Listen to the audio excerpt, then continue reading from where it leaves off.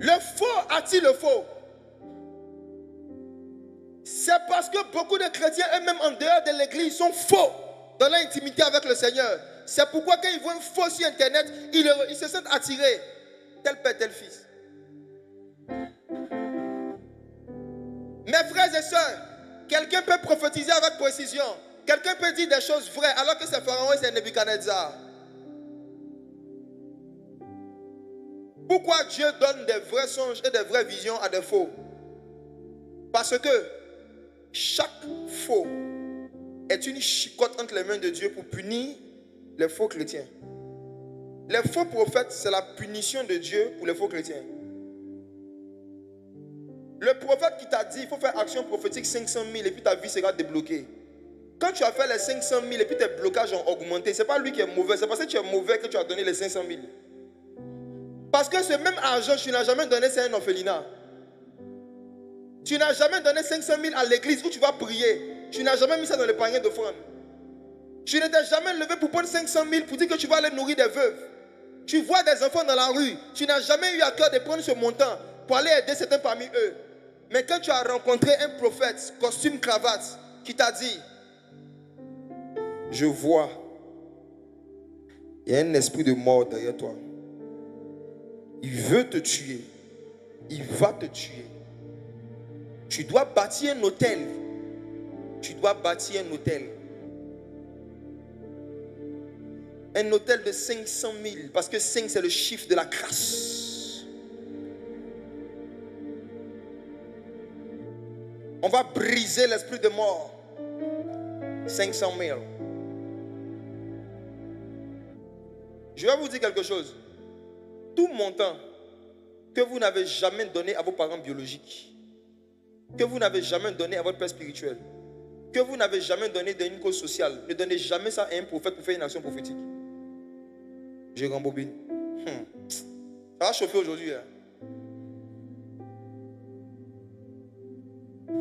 Tout montant que tu n'as jamais pris pour honorer ton père et ta mère, tout montant que tu n'as jamais pris pour honorer ton père spirituel, tout montant que tu n'as jamais investi dans une œuvre qui va toucher la cause des veuves, des orphelins et des pauvres, fais attention.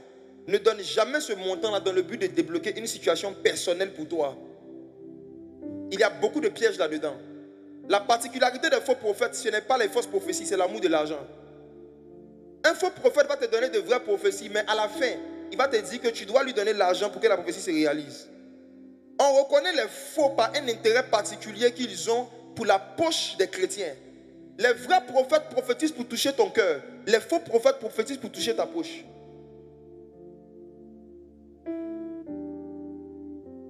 Et arrivé un moment, on avait l'impression que l'église était devenue un casino. L'église était devenue un supermarché géant. L'église était devenue comme un lieu de prostitution spirituelle. Ou peu importe la vie que tu mènes, tu peux venir acheter une bénédiction en fonction de certains montants, commençant par certains chiffres bien spécifiques auxquels sont rattachées des bénédictions spécifiques.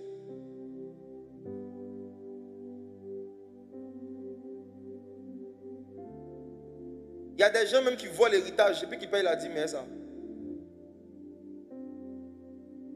Tu as un terrain, tu sais très bien que ça appartient à quelqu'un d'autre. On t'a donné de faux papiers, mais tu appelles un pasteur pour venir bénir ça. Tu cherches un pasteur qui va te donner sa bénédiction sur une fausse affaire. Tu vas trouver un faux pasteur. Mes frères et sœurs, Jésus dit, mes brebis ne suivent pas les étrangers parce qu'elles connaissent ma voix. Ça veut dire que toute personne qui ne s'exerce pas à connaître la voix de Jésus va suivre des doctrines étrangères, un évangile étranger, des prophètes étrangers. Des prophètes et des esprits qui n'ont rien à voir avec les Saintes Écritures et avec le Saint-Esprit. Satan entend audiblement Dieu, mais il mène quelle vie? Quelle est la vie qu'il mène? Quelle est la vie qu'il mène? Frères et sœurs, la particularité des esprits séducteurs, c'est des esprits qui peuvent dire des choses vraies, mais qui inspirent et qui encouragent des mauvaises attitudes et de mauvais styles de vie. Il y a des gens qui sont en concubinage et puis qui vont voir des pasteurs pour qu'on prie pour eux pour qu'ils aient enfants. Et le pasteur prie de tout son cœur pour que la fornication produise des bébés.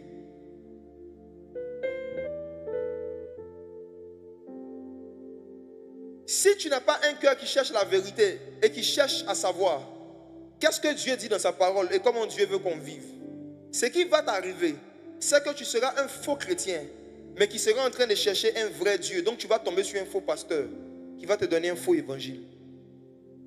Ne rejetez pas toute la responsabilité sur les faux pasteurs et les faux prophètes qui ont abusé de vous.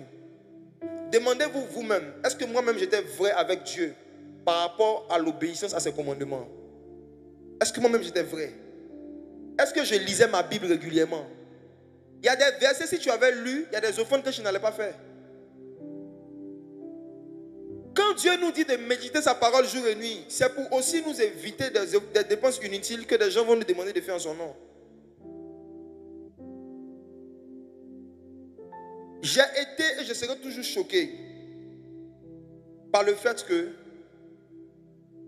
des personnes prennent le nom de Jésus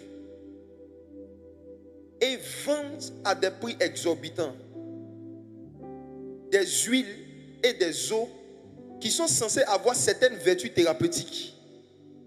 C'est-à-dire l'eau Awa qui coûte 500 là. Parce qu'on a prié dessus, ça coûte 500 000. Imaginez-vous si le pasteur Jésus de Nazareth voulait vendre son crachat qu'il a pris pour faire voir l'aveugle. Imaginez-vous si Jésus a craché une fois. Il a ouvert les yeux d'un aveugle et il a vu que la guérison par le crachat marche. Et il décide de faire opération crachat prophétique. Un crachat à 10 000.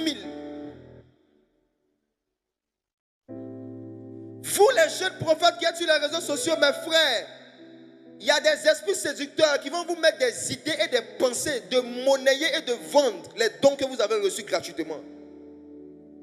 Arrivé dans le ministère, il y aura la forte tentation un moment de donner à prix d'argent ce que tu as reçu gratuitement. Or, dans Matthieu chapitre 10, Jésus a dit, vous avez reçu gratuitement, donnez gratuitement.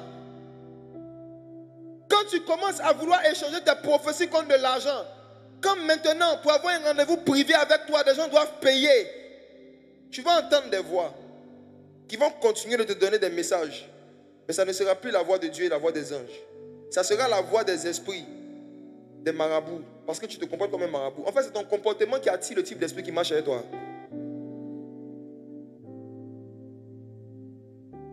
Il faut renoncer à la cupidité et à l'amour de l'argent quand on veut servir Dieu dans la puissance. La puissance attire des foules. Mais pas seulement des foules d'hommes. La puissance attire aussi des foules de démons.